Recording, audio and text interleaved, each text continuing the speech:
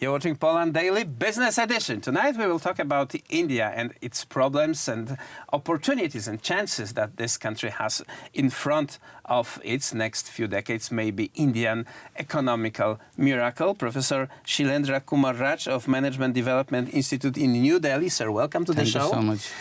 And the energy. If we talk about Polish economy, the focus very often turns to the energy and energy needs. Poland uses about half as much energy per capita as the most developed nations in the world, South Korea, Germany, United Kingdom. So we know that the price of energy will grow. Is the same problem in India? Do you have the same issues? Energy is a problem in India, and the point here is that our energy depends on, one is of course the coal is there, hydropower is there. We don't use mostly thermal, we use thermal or not nuclear or something.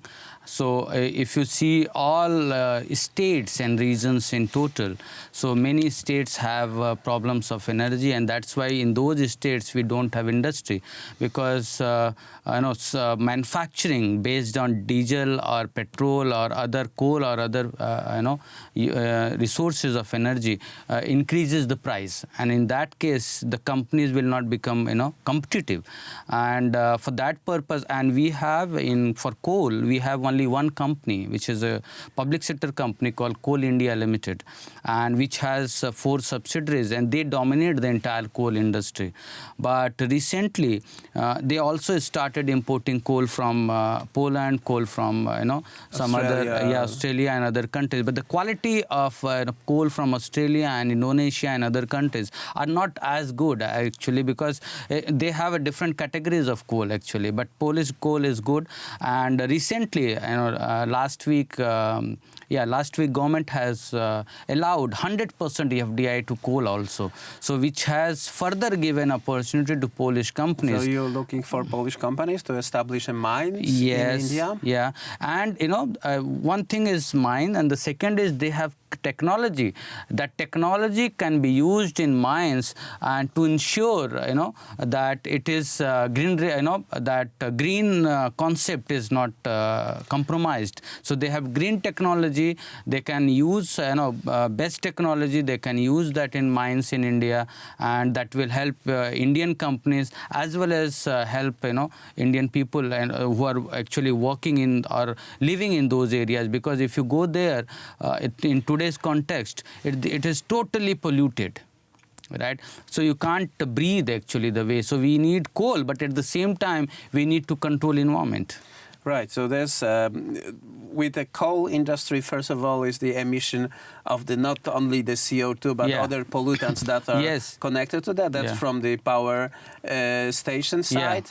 You have the mining process, which is dangerous, and you need to decrease the level of deaths or injuries connected to that. We also have technologies for that. And last but not least, we have this demethanization technology that allows you to use a methane that is considered very dangerous gas in the mining industry and use it for profit. Profit for other, another byproduct of the mining area.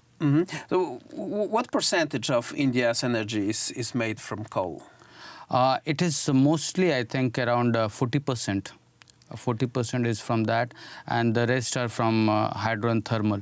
And it is interesting because the Europe is right now turning away from its own coal. Even Australia is only using, because they have huge coal mines. Europe is not.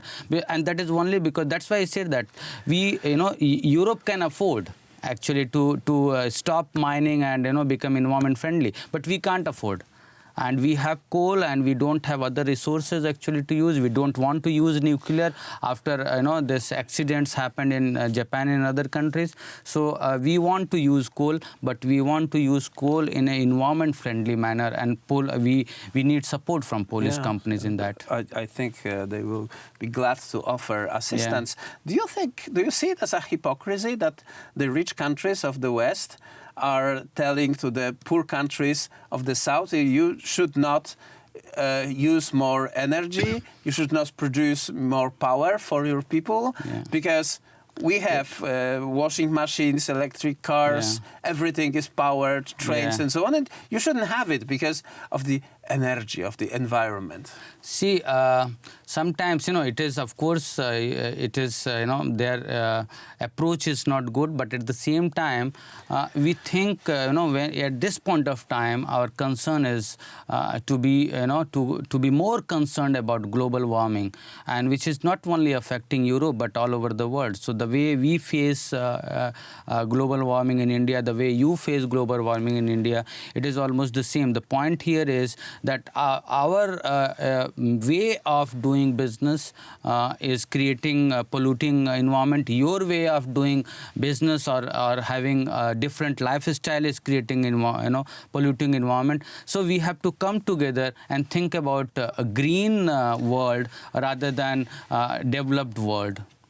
But yeah, definitely India wants to be a developed country and we have standards of living as good as in Europe. And with current technology, I see no contradiction. I mean, there's no, to me at least, maybe I'm wrong, but I don't think there is one reason why Indians should not have cars, washing machines, houses, everything we have in Europe. We have everything, but the only point is that we also want to move from diesel, petrol to clean energy. Yeah, of course. So cars are there, and that's why I said earlier that our biggest concern is we should not become old before we become rich. So we have only 30 years exact.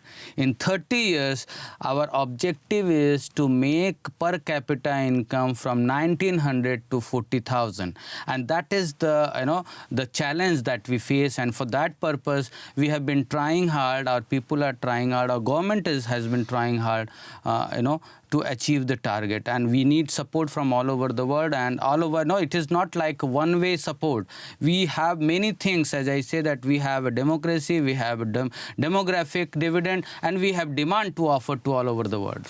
Professor Shailendra Kumar Rai, and this is clearly a win-win situation. When India achieves its goals, everyone will be happy. Also outside. Thank you very much for this conversation. Thank you so much. And that was it for Poland Daily Business tonight.